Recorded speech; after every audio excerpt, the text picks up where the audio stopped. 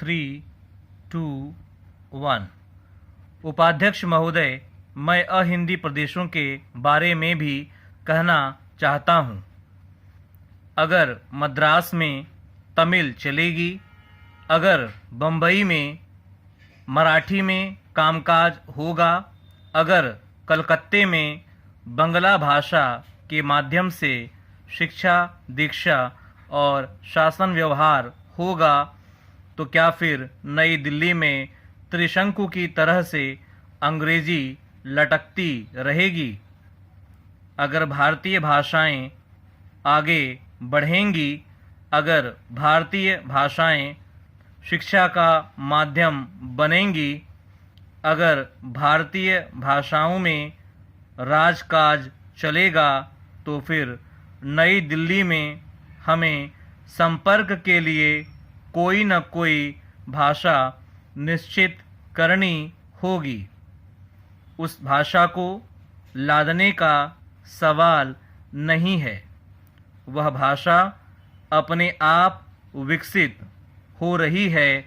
वह भाषा अपने आप जगह लेगी।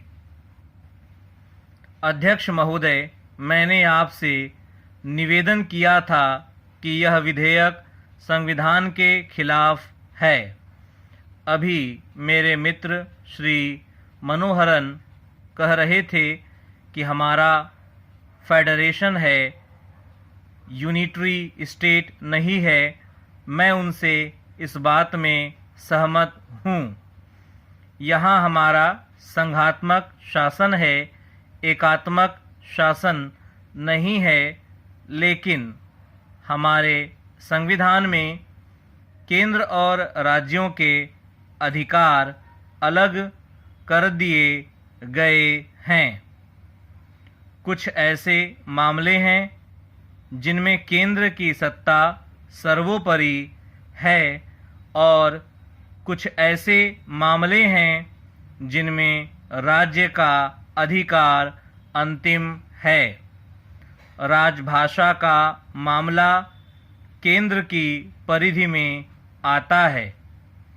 राजभाषा केंद्र को ही निर्धारित करनी है और अगर इस निर्णय में प्रदेशों को भी हिस्सेदार बनाना है, तो संविधान के वर्तमान स्वरूप को कायम रखते हुए यह नहीं हो सकता।